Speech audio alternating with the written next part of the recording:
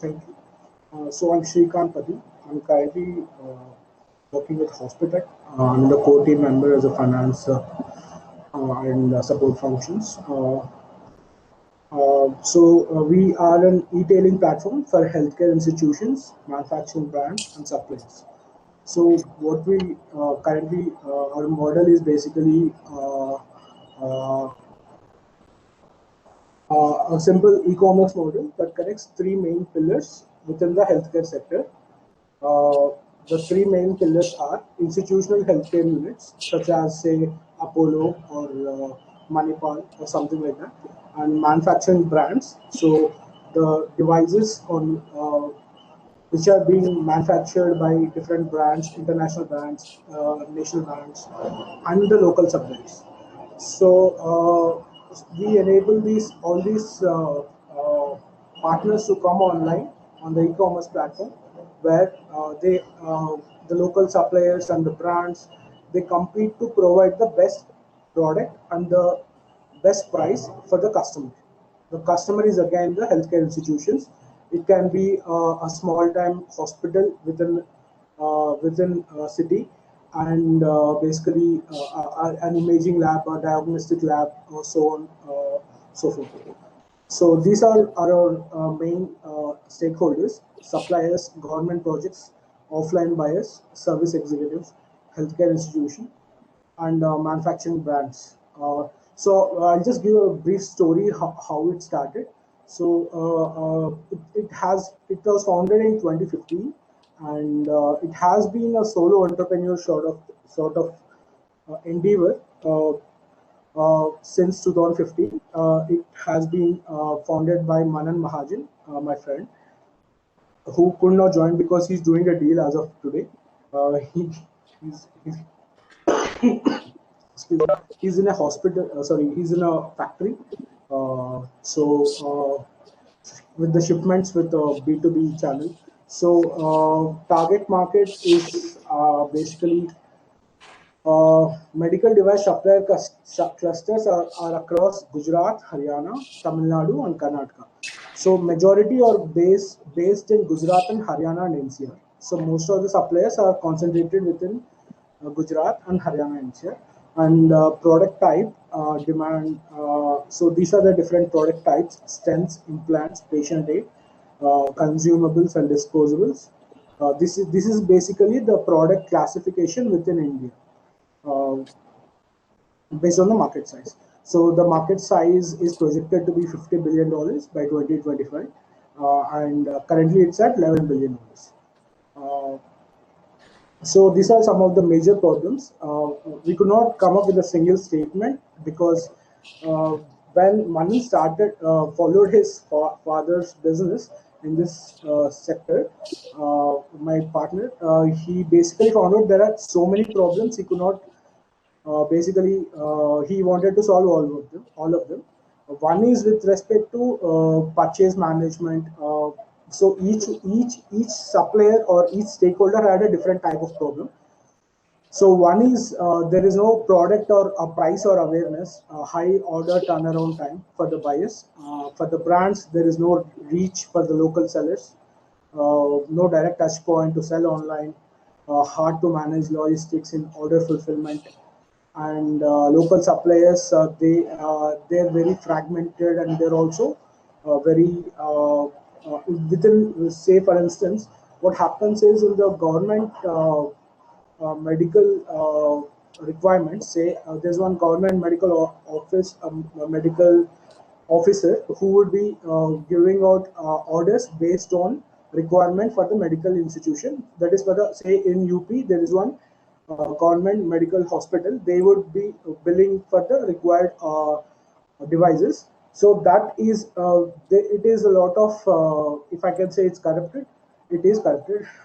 And there is a lot of inefficiency within, and there's a lot of monopoly of local suppliers, which does not ensure a premium product quality experience. And also there is a lot of post sales service problems that are there within the segment, and this has not been solved consistently throughout the sector. So next, So we provide for each of we integrate all these partners on one platform, and we from end to end purchase management to service and suppliers and brands. So we integrate all these partners to have a seamless experience for the medical devices needs. Uh, then this is basically the customer life cycle. So the customer comes online and requests a quotation, and we generate a list of products available at different quotations from each vendor. Uh, Bulk and so we they either require a price quotation or from the different vendors or a single vendor, and then negotiate price. And then the customer sometimes will also go online, go to the fulfillment center, which in our case is the vendor itself. We have partnered with the vendors such that they go to the place, because these are high ticket sizes. Sometimes the medical devices are costly, like say an X-ray machine or oxygen concentrator. These are ECG machine, so on. So these devices are high ticket sizes, so they would like to see the look and feel is still relevant in this sector. So once the order is placed, we fulfill it to the customer, and there is a before putting the order back to the supplier, we take some token amount sort of to ensure the order genuinity, and then we also do the post sale service. So that is the customer life cycle, and this is a brief snapshot of the market size in India. There are more than 85,000 hospitals, 25,000 plus diagnostic centers, 10,000 plus suppliers, 1,000 plus brands. And the market size I already told about, it's projected to be $50 billion. So the competitors, there are three main competitors: Medica Bazaar, Collateral Medical, and Smart Medical Buyer. There are also indirect competition from Amazon, India Mart, Trade India, and Just Dial. Uh, uh, what differentiates? So the Medica Bazaar is a funded which is in advanced stages, which was also founded in a similar time range as us. Collateral Medical is also a similar startup. There's a lot of space and there's a lot of need in the market. The pie is really big here, as I showed. So what differentiates us from them is a clear USP is that we negotiate with the vendors to be your local fulfillment center. So on a long scale, say this eliminates the warehouse costing or minimizes it. We don't have to have. We do have a warehouse, but we need not have so many warehouses. Like say our competitor Medica Bazaar has 17 fulfillment centers as warehouses, where the customer can go and see the product before buying. So we can eliminate the on a I understand there can be limitation, but once there is a warehouse center, whether it through rent or lease, it's hard to eliminate pivot such kind of a model for the competitor to come back to our model, because these negotiations, the MOUs we sign with the vendors or different competitors, and our aim is to provide a service support network of micro entrepreneurs. What this means is there's a lot of post sale service that happens in the medical devices. So once there is a hospital, there are a lot of medical devices involved, and each time there's a problem, the local supplier cannot handle so many requests, or there's a shortage of suppliers. So we get calls from the suppliers that we have a requirement here, so can you please help us out? And then we loop in our network where we have service engineers. They would go to the site and fix the problem. And so we want to replicate this model where it can augment our digital penetration uh, in terms of wherever the say. I'll just give a simple example where in one city, if there are six medical service engineers we have partnered with, we can augment their locations to be our business locations to increase our digital B2B digital marketing, their locations, dropping them as hospital partners, and also partner vendors to them, partner our vendors to be Hospitech partners. So anytime there's a medical request, they would medical device request, they would be looping back to the website. So not only will they uh, augment the digital footprint, but also they would increase the per unit economics, where basically the revenue from each of the service is positive. And there we also ensure that each of our deals are profitable. So we ensure the profit every step we go through. And revenue channels, offline buyers, online orders, and government or licensing projects. So offline, 28% of our top line is from offline buyers. So I'll give an example. We are currently, due to the corona pandemic, we understand this is a temporary jump rather, but we have witnessed a repetitive order from one of the airlines, Indigo, I can say. So it's a repetitive order for a year or as long as the pandemic is there. So it is a bulk quantity. So if you are traveling by Indigo Airlines, very likely that we have supplied it to the Indigo, and you're wearing our product, basically the protective head gowns and the mask. So online orders, 30% of our online order constitute to our revenue. And we also do certain government and licensing projects. For instance, we have executed projects with Bihar government and also Himachal Pradesh government. The company is based in Zirakpur, Punjab, that's near Chandigarh, and we were concentrated mostly in NCR. So basically, 42% of this comes from government and licensing projects.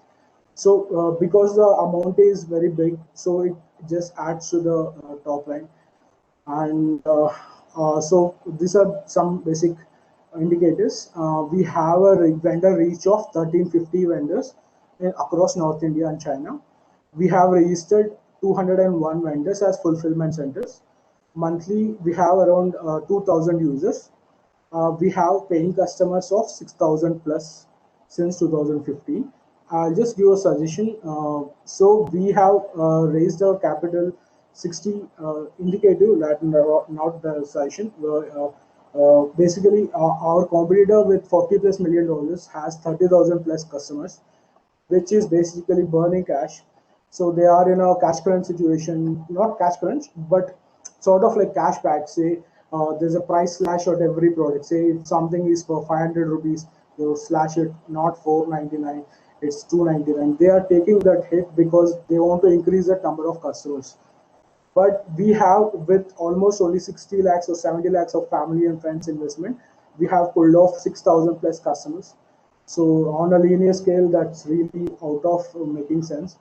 Uh, and then the challenges we face is basically working capital is uncertain because there's the cycle is different. The supply cycle and the receivables are also, we have a 30-day period for each receivable to have to realize. So each order that can go untimely, so there's an uncertainty there.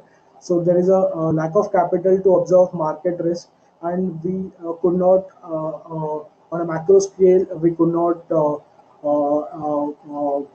we cannot take up projects like service support network entrepreneurs, because micro entrepreneurs on a service segment, because we lack capital.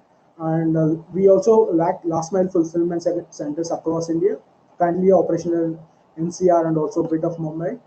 Uh, so these are our financials. So if you can see, the past 12 months revenue has been 65 lakhs, and past 12-month average cumulative market growth rate is around 40%. So we have raised a capital of for 20 lakhs from friends and family, and a debt of 40 lakhs, of which most of this is paid. And ROC is 21.3%. So that gives us an indicator, that means 21% is the efficiency with which we have been operating our capital, which is really great, I think. And bootstrap. So we are a bootstrap firm. Basically, net profit is, if you can see, it's always about 20 lakhs, and in 2019 it was about 34 lakhs. and the CAGR is on an average 10%. Uh, so annual sales, we have a top line of 60, around 50 plus lakhs each year on year. And the net profit is around 20 lakhs. That gives per unit profit margin of around the gross profit margin, excluding the direct and indirect expenses, is basically 27% average. So the gross profit that is the profit that is gained after excluding the cost of buying that product for the customer is 27%, and we get around basically 50 orders per month. Try to move a little faster. Last minute, okay? Yeah, sure. So we are looking to raise our seed capital and pre-A, seed, whatever you want to consider it. We're looking for an investment. Ideally this, but 5.67 to execute all our plans.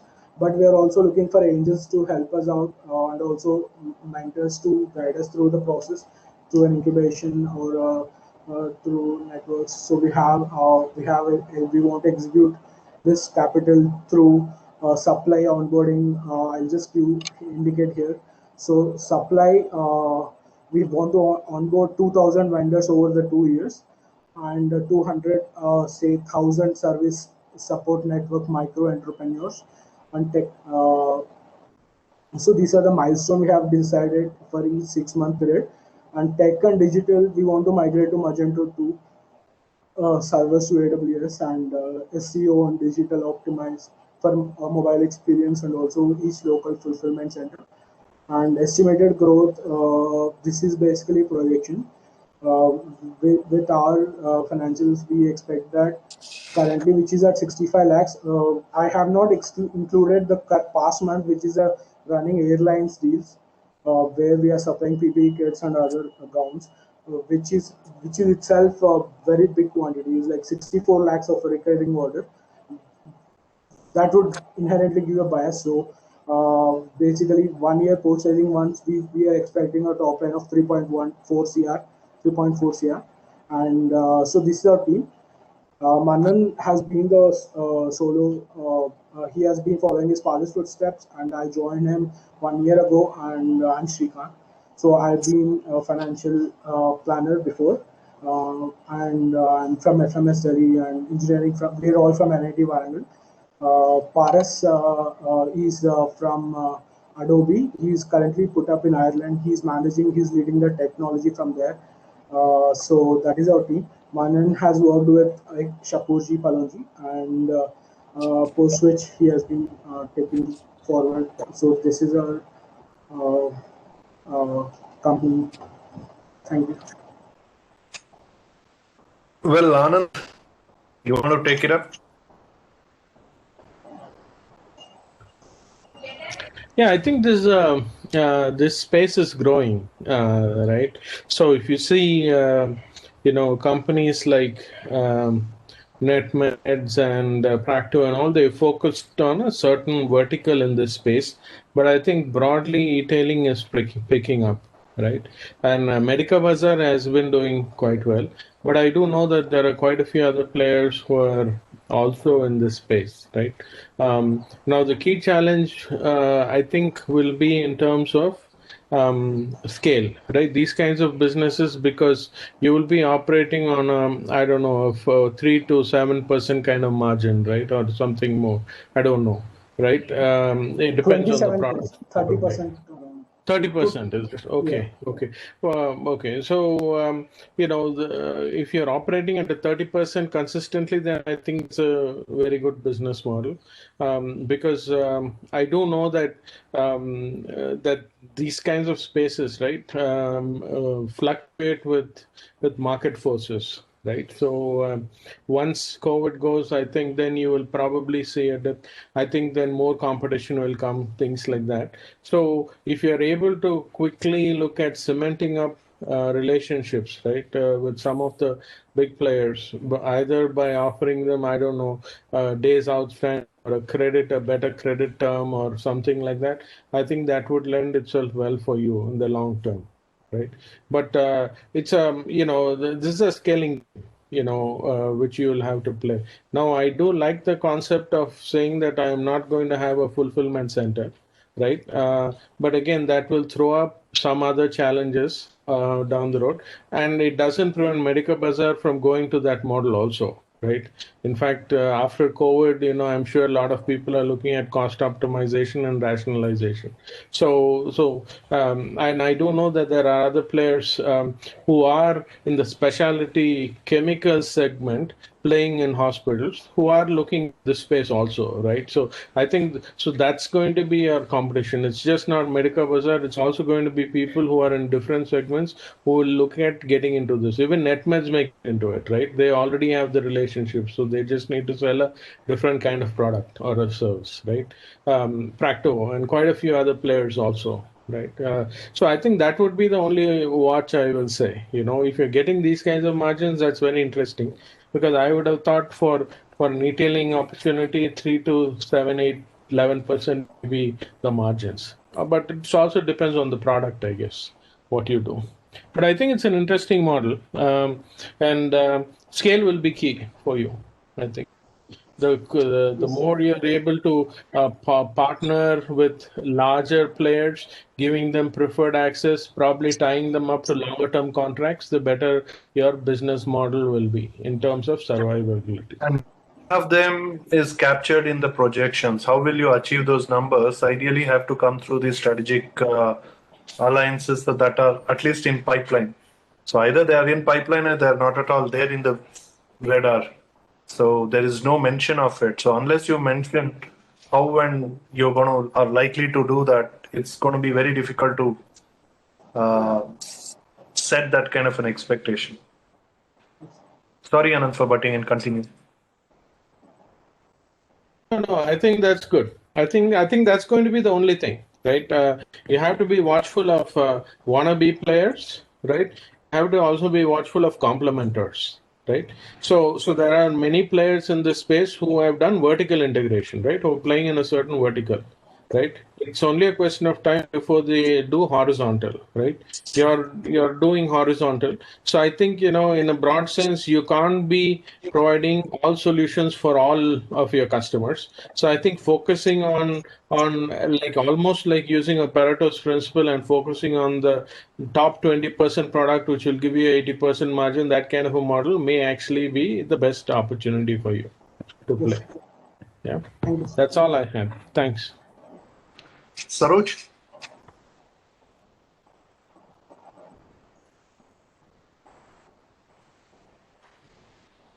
Saroj, you want to?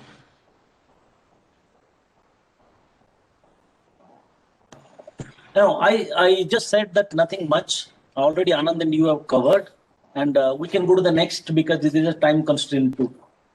I just have one suggestion to it. You could potentially look at a lot of other service providers, right, who have been selling it, because what I understand is that I used to know a friend who is in the medical supply space. They sell it to hospitals and all the other, those centers and all that. So it's a highly relationship driven business. And these guys work with them for decades. So it's very difficult to bypass that, right? It doesn't work like how it works with government, where you just bribe through and get away. These are all very relationship driven. So since you have created a platform like this, perhaps you should look at how do you enable boarding or onboarding those kind of players so that you can facilitate their sales. Because see, these pharma sales guys who've been selling it, who have long-standing relationship with these very same customers that you're talking to, can use your platform to take medical equipments to their customers. So, and anyway, you are on such high margin as you claim. it's a lot easy to share because they obviously operate at much lesser margin. Just a thought. Maybe we could go to the next one now, Vijay. Thank you. Thank you for this opportunity. All right. So